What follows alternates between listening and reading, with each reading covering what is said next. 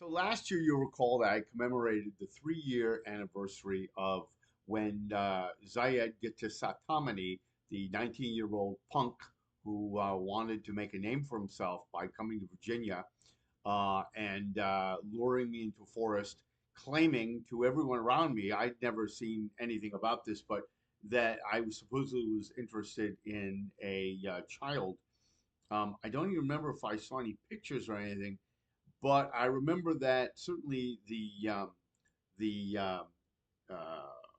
video that he shot, which had him confronting me in the forest and was edited with the early part of the confrontation and cleverly edited at the end too, where he says I'm running and everything. Certainly, I was trying to get away from him, but I was also asking him a number of questions, and of course, as we all know, that was dismissed, and the court found that it was not credible, and there was a busload of bourgeois. And of course, Zayed, big tough guy that he was at 19, didn't bother showing up at all with all of his amazing evidence. But his goal, as I then said, was to get me into prison because he didn't realize that I was on appeal and that I was waiting for my time to be adjudicated. Instead, he couldn't understand why I wasn't in there. And I really don't know how he got a hold of me. As I said, I don't really know a lot of the details of the story. I don't know why a kid from Southern California would come up here to Virginia, but be that as it may, today is another commemoration. I say commemoration because usually, you celebrate an anniversary, um, unless it's not a good anniversary and it doesn't have a good outcome. It's not a birthday, it's not a wedding, it's a commemoration of something. I hear people say celebrating Memorial Day. Really? You're celebrating the death of people? No, you mean commemoration. And I've explained that difference to my students over the years.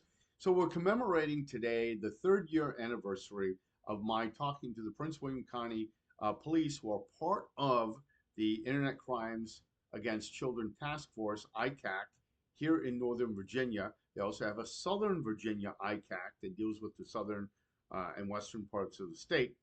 And when this all came out because of the following dates, I was released from prison on the jail, excuse me, on the auspicious day of 9/11, 2021. 9/11/21. And I was trying to get my life together, trying to get a job. I applied for 850 jobs and didn't find any. 850 in about 6 weeks.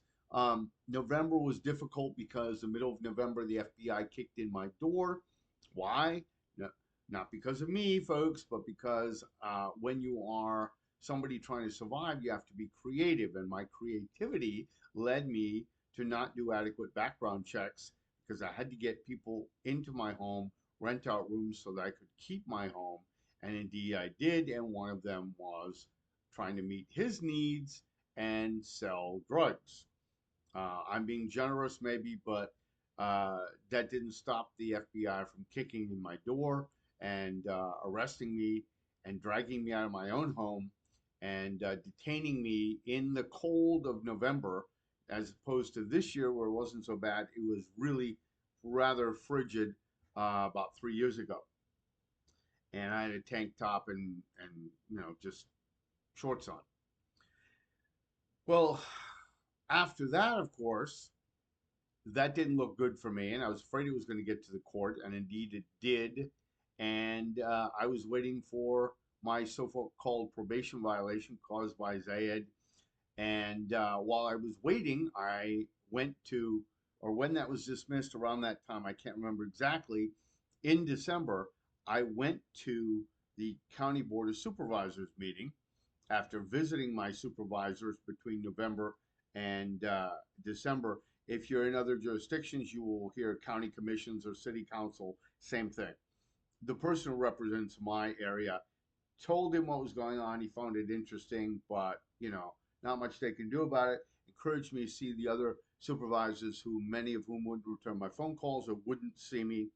And then I went to the Board of Supervisors meeting and spoke at their public forum and told them about what the police are doing, knowing full well that one of the people on there actually was former law enforcement, might have been current law enforcement on leave, and she had loaned her picture to the sting operations.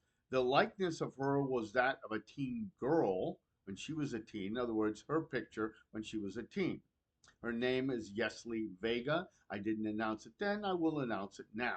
In part because I explained to the supervisors that what the police were doing and that they were doing something that was really not very above board, namely creating crimes around citizens whose only crime was that they had a libido and they were on dating sites hoping to get together with somebody. Okay, that created such a stir that Yesli Vega attacked one of my, verbally attacked a friend of mine, who I will not name, in a public place in a restaurant, demanding to know what was going on with this whole thing. And she was visibly upset, even though I did not name her in front of the Board of Supervisors meeting. However, I did name the Chief of Police, Peter Newsham, and some others because they're public officers in the ICAC stings, at least ostensibly, um, or their downlines are. Well, this caused Peter Newsham to have one of his commanders or one of his deputies call me. This deputy wanted to know what was going on. I told him, and he wanted to assure me that everything was fine, above board, and legal. And I said, well, wonderful. So you don't mind explaining a couple things to me? No, I'll answer your questions if I can, he said. And one of my questions was, how many children have you rescued? The number one goal of ICAC is to rescue children in danger. How many children have you rescued? It went within 10 seconds from 400 or hundreds to a few hundred to a few dozen to finally a handful. He wasn't sure he'd get back to me. He wasn't quite sure he'd get right back to me. I said, you will get back to me, won't you? Oh, yes, I'll get back to you. Yes, we'll do that. I just don't have the figures offhand. Okay. And I'm still waiting. Okay, 3 years later, 4 years later, excuse me, it's a 4 year anniversary. Darn, 4 years ago. But he's had three reminders, so it's kind of a 3 year anniversary of reminders. And so far, I'm waiting to hear what number. They have all these people that they've rescued. How many children have you rescued? I didn't ask for their names, their addresses. I didn't ask who their parents were. Don't want to interview them. How many children? How many? What are the case numbers? Surely they're sealed somewhere? Sure. And nothing. That's because they have nothing. And I assume that because of the simple fact that if they had something, they would trot that puppy out and they'd be parading in front of the media every chance they get, like they do with everything else. And so you have to wonder, what are they doing these things for if there aren't real children being saved? Well, then they argue we do two types. We do reactive, where there's an actual child, and proactive. And they have claimed that most of their stings are reactive, meaning they're responding to real children in danger on being trafficked through adult dating sites. Understand what I'm saying? And of course, that's not really the case. So they say, well, if you look at their stats, it's mostly proactive. And so they pivot and they say, well, we need to do proactive things because, you have to catch people before they do harm to children, which makes total sense, except for the fact that it allows them to violate all your rules and laws and social norms. Imagine, for example, if they surmised driving up and down a block in your home community and they said, we think some of these houses, statistically now, some of these houses will have somebody abusing a child at this very moment. So we're going to kick in the door of every eighth house just to see what's going on. You would have a fit if they did that. The courts would have a fit because we understand that the physical premises of ownership, okay, our liberty interest would be imperiled. But online, we've been very squishy about what our liberty interest is and what our privacy interest is. But yet, we need to tackle this kind of issue because it's the same exact thing. If somebody entered your Facebook account and was snooping around, or your garden club, and somebody made an off color joke, and then you found that you were arrested the next day because of that off color joke on the suspicion that you would actually do whatever it is you said, you'd be suitably appalled and you'd have every reason to be.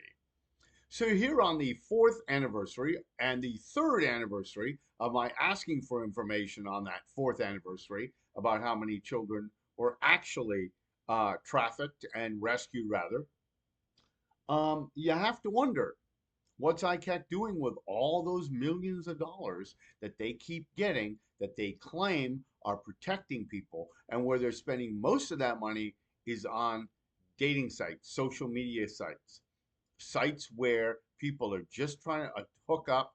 Adults are looking for adults. How do we know this? Because they're looking for adults. They have reason to believe the people on these accounts are adults. And the argument then pivots a third time. Well, there could be children pretending to be adults. Very reasonable. Absolutely could. Absolutely could. But most of the people who've been on those sites, including myself, don't encounter children on these sites. Or how would you know? There's no verification. They just have to say they're 18. I could say I'm 42 instead of 57. All right? There's no verification method really in there. So how do you know? For that matter, how do you know that when a adult police officer says that they're an adult and then they switch it to a child all of a sudden, and then they say just kidding and back to an adult and then later back to a child? How do you know that they're a police officer and not just an adult screwing around? A lot of fetishism, a lot of game playing, a lot of sexual, psychosexual interplay. I'm not a psychologist, but look into it. I've read some articles on this as well. How do you know what you're really dealing with? The police will tell you, well, there's no way to know. The courts will say you have no expectation of privacy. So it would seem that if you were a police officer and you were really trying to do the right thing, and you were really, really trying to make sure that you protected children, you would A, go where children are most often, and B, not be tinkering and tampering with a space that's filled with vulnerable people who are just throwing smack around, excuse me, and may not be trying to do anything. Why would you be on there trying to interfere with that? You're not a bystander sitting adjacent to this watching. No, you get right in there. You start talking about the fact that you are 35 and you've always wanted a daddy or whatever the nonsense that you're playing. And then all of a sudden you mention you're 14. Why would you do that if child predation and sexual exploitation is so big on the deep and dark web and in diplomatic scenes and in saunas and you're spending your time in that forum? Unless, of course, you know that that's a great way to burnish your your credentials, a great way to get kudos for building that capacity and claiming that predation's all around there. I mean, yeah, you can do it in these other places, but this you have a turnkey system. You're guaranteed to win. It's hard to go on the deep and dark web. There are people who are very sophisticated in these fora would know how to avoid you a lot of the times. Much easier to set people up. And if you can get, hey, a fellow officer, social worker, someone like a teacher or scoutmaster or priest or even a retired judge, boy, you really look good. You really look like you're cleaning up the streets. Until, of course, somebody asks, by the way, your number one task is to rescue actual children. How many children did you rescue? And then you hear crickets. This is Norman Michael Asian for ICAC Unpacked. Have a good day.